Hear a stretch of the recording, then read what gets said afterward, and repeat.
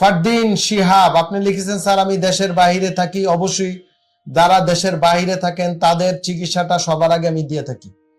Sir আমি দীর্ঘদিন ধরে কোষ্ঠকাঠিন্য রোগে আক্রান্ত, কোনোভাবে সুস্থ হচ্ছি না। জীবনটা কেমন জানি হয়ে যাচ্ছে, অশান্ত। শরীর দিন দিন দুর্বল হয়ে যাচ্ছে, শরীরের ওজন কমে যাচ্ছে, খাওয়া দাওয়া রুচি নাই, দেশে আসা সম্ভব হচ্ছে না। এখন প্রাথমিকভাবে একটা চিকিৎসা দিন যাতে আমি একটু সুস্থ থাকতে পারি। ইনশাল্লাহ দেশে আসলে আপনার কাছে আসবো। জি ফারদিন সাহেব, আপনি কোন দেশে থাকেন সেটা লেখেন নাই, কারণ বাংলাদেশি যারা প্রবাসে থাকে বেশিরভাগ রুগী এবং আমার কাছে আসে।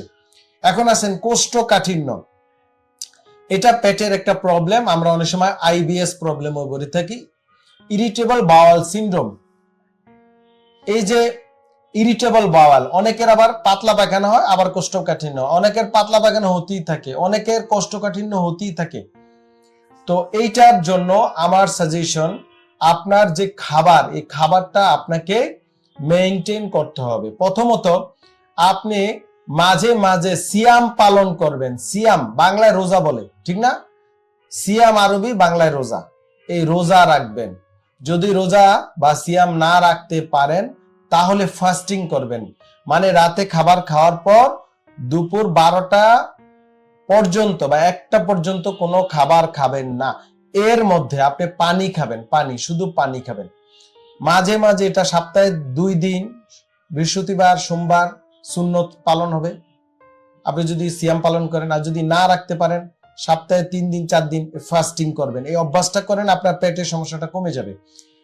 প্রচুর ফ্রেশ সবজি খেতে হবে, ধরেন লেটুস পাতা, শসা, গাজর, যেগুলা ডাইরেক্ট সুন্দর করে ভালো করে পরিষ্কার করে ধুয়ে আপনি ডাইরেক্ট আপনি যে তরকারি ভাত খান সেটার সাথে মিলে সালাদ আকারে করে রেগুলার খেতে হবে। এই খাবারগুলা খেলে আপনার কোষ্ঠকাঠিন্য কমে যাবে। কিছু ফল আছে যেগুলা লাল ফল, এগুলা কোষ্ঠকাঠিন্য বাড়ায়। কিছু ভিটামিন আছে, যেমন আপনার আয়রন ট্যাবলেট বা কিছু ওষুধ আছে আপনার কোষ্ঠকাঠিন্য বাড়ায়, যেমন অ্যান্টিবায়োটিক। তো ওই ক্ষেত্রে আপনাকে জিনিসটা বুঝতে হবে। এই জন্য আপনাকে নিয়মিত হাঁটতে হবে, সাইক্লিং করতে হবে, সাঁতার কাটতে হবে, কোষ্ঠকাঠিন্য কমে যাবে। ফাস্ট ফুড বন্ধ করতে হবে।